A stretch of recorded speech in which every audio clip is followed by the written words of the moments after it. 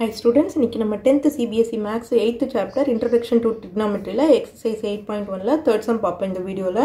If sin A is equal to 3/4, calculate cos A and tan A ன்னு கேட்டிருக்காங்க. ஓகேவா? sin A ஒரு triangle வரைஞ்சிக்கலாம் நம்ம. sin A கொடுத்திருக்காங்க நமக்கு.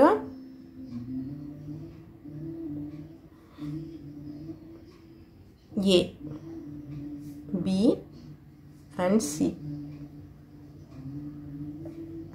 So sin A கொடுத்திருக்காங்க. sin A is equal to 3/4.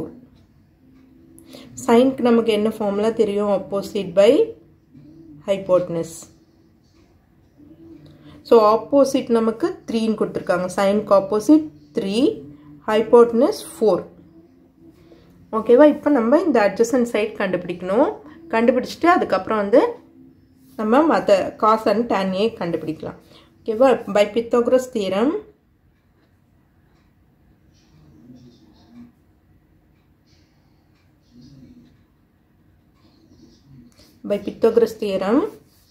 AC square is equal to AB square plus BC square.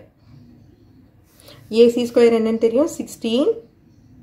4 square is equal to AB square தெரியாது plus BC square என்னும்போது 3 square.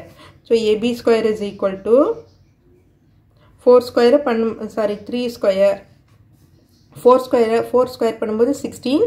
இந்த 3 இந்த பக்கம் வந்து வரும்போது minus 3 square. அப்போ minus 9 ஆகும். இப்போ 16 minus 9 பண்ணும்போது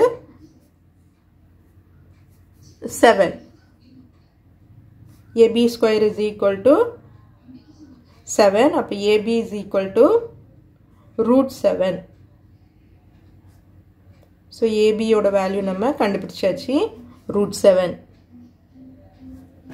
ஓகேவா? இப்போ cos A and tan A கண்டுபிடிப்போம். cos A இது ஆங்கிள் இதுதானே கொடுத்துருக்குறாங்க. cos A க்கு நமக்கு என்னது? adjacent by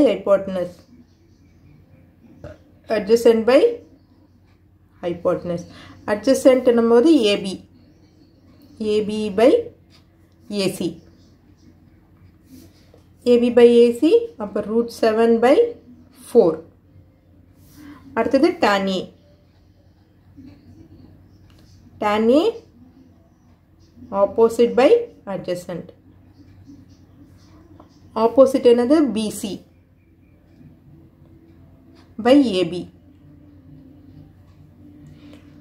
BC by AB na BC 3 by AB நும்போது root 7.